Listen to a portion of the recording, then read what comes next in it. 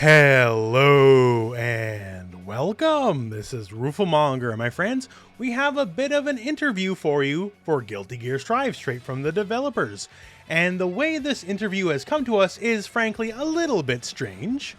So we have this by way of Angelo Dargenio. Hopefully I pronounced that correctly. So they did this interview and they got the answers from Arc System Works for a outlet they worked for, but in between getting the interview and the questions answered, their outlet, well, it kind of went under.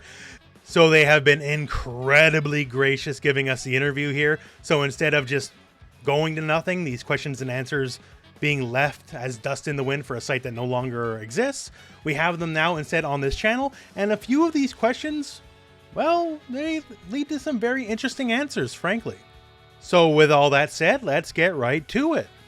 So for our first question, you said that you wanted to start fresh with Strive to create a whole new Guilty Gear experience. How would you say Strive is different from older games in the series? What makes it stand out as its own unique game? And the answer from Arc System Works, and keep in mind we don't know specifically who answered, it's just coming from the developers in general. We started the production of Guilty Gear Xrd series based on the previous title, Guilty Gear XX Reload, otherwise known as Guilty Gear X2 Reload. Our goal was to create 2D visuals with 3D graphics, and the key concept of game design was to go back to the basics and reconstruct it. While this was appreciated in some respects, there were also many expressions and systems that could not be incorporated due to the reworking of the game. Also, there was a big difference in gameplay depending on whether or not you had experience in the past series. For this title, we tried to forget about the adaptation of past assets and started from scratch to build the expressions and ideas. It should provide a new experience even for those who have experienced the series in the past. Our next question, Guilty Gear has earned a reputation for being one of the most complex fighting games. Beyond things like tutorial and mission modes, what are you doing to the gameplay itself to welcome new players without alienating older players that prefer a more complex system? The answer from Arc System Works is that the premise of everything is to build a rating system that does not match advanced players with entry-level players. So that's like, the whole floor-level stuff that we've seen online. On top of that, we have revised the underlying game design so that beginning players do not need to know many systems and techniques to enjoy the game. That's why we've made possible to do high damage with short sequence of moves, shorter combos I think they mean, and why we've made it possible to guard in the air without having to use faultless defense. On a personal note, I think that's one of the home runs there. That's certainly a lot more intuitive to a beginning player than how it used to be. Going on, they state, on the other hand, we can't eliminate from Guilty Gear the existence of complex and difficult techniques that reward effort. That is the reason we've created a lot of systems and special moves that have hidden uses and still require serious control. Like say, if you've watched any videos here in the past, the Kara Potemkin Busters. So it's a hidden little trick, I guess you could say, that makes the move a lot better. Going on, there are a lot of difficult techniques, but we have tried to minimize the parts where you can use your experience and habits from past series. The basic idea of the game is a difficult game where everyone experienced and inexperienced starts from the same starting line. Next question. In an early trailer, we saw a character come from the sidelines to attack during a match. Later, you revealed on the official website that the characters can interrupt matches in arcade mode. Can you explain how this works, and will this mechanic be used for any additional modes, like say a tag team mode? The answer from the developers, as of the release date, the gimmick is for arcade mode only. Therefore, it is not possible for two human players to cooperate. However, this system will be the base for update measures after launch. We will announce more details eventually, so please look forward to it. And hey, whoa, that's a big one right there. So, this like 2-on-1 dramatic battle thing being arcade mode only, I was prepared to accept that, but this is the basis for something that's coming in the future? Could there be an actual tag mode coming in the future? That is huge if that's the case, and the fact they're doing anything more with it, well, I guess we can only speculate, but very, very interesting. Our next question here, what were some of the challenges you encountered while developing Guilty Gear Strive during the COVID-19 pandemic? Did work change when we had to social distance? Did any features end up cut due to the complications? And the response from Arc System Works, around 70% of the staff of Arc System Works had to move to a work from home model. Working remotely required an even more thorough management system than usual.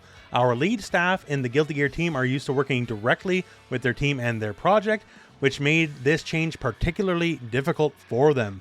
While this unfortunately meant that we had to cut quite a few elements and modes from the game, we intend to add them all in updates after the game's release, so expect new content coming in the future. So some things did wind up on the cutting room floor, which is unfortunate, but COVID, so whatever, expected, I guess. But it is saying that more is coming. A lot of the stuff that didn't make the cut originally will be there in time. And honestly, I find that very exciting that we have apparently a lot more features and modes or whatever to look forward to for Guilty Gear Strive in time. That what we have here, which is certainly a fine enough product, is not the end all be all. There's a lot more coming to us in the future. And that's just truly fantastic. I expect, season 1 content of like DLC characters, and apparently there's like an extra story mode or something. But if there's just more that just couldn't make the original cut, but it is coming, that's just exciting stuff. Our next question, can you talk about version-specific differences between the PlayStation 4, PlayStation 5, and the PC? Does the PS5 version load faster using the SSD technology? Will the PC version support controller hot swapping? And what PC-specific options will it have, graphical or otherwise? And the developer's response is, although there are some differences, such as in-screen resolution, there are no major differences in the basic implementation.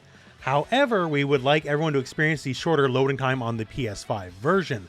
We are also considering implementing a unique mode that takes advantage of the PlayStation 5 specs after launch. Once again here, talking more about a lot of modes coming after launch, right? As with our other titles, the Steam version will have its own graphics options and can be set to support various PC specs. Just to add from my own experience, the PlayStation 5 version runs at native 4K. I believe the base PS4 version runs at 1080p. If you have the PS4 Pro, you can run it at 1440p, and the load time difference is fairly significant on the PS5 version. And our final question here, many games these days are starting to include accessibility options for players with unique challenges like color blindness, vision, or hearing impairment, and other disabilities. Will Guilty Gear Strive include any of these options, and if so, what are they? And Arc System Works' reply to that is, we are considering implementing custom lighting settings that take into account color vision diversity and a UI that allows for color-independent discrimination when controlling the same character. At the beginning of the project, we were considering implementing a comprehensive voice system so that people with visual impairments could enjoy the game. Unfortunately, we won't be able to implement it in time for the launch of the title, but we are very much looking forward to making it a reality. And that's all the questions we have right now. Now, all this said, the big thing that looks and appears to be is there's a lot of content coming post the launch of Guilty Gear Strive. A lot more than just say, the 5 DLC characters that are promised for Season 1. From things like whole new modes of gameplay to a lot of the accessibility options, all this sounds pretty dang good to me, and honestly, I'm already looking, everyone knows we're all looking forward to the game, sure, but this is even more exciting yet as far as I am concerned. Thanks again to Angelo Dargenio for providing this. Without Angelo, none of this happens, right? This interview is all on them, so thank you sincerely for it, as it's provided a good look at some stuff we can look forward to in the future that we didn't really know about before. And other than that, well, I guess we're at the end of the video, so thank you very much for watching. Hope this video has found you well, and go out and play some Guilty Gear.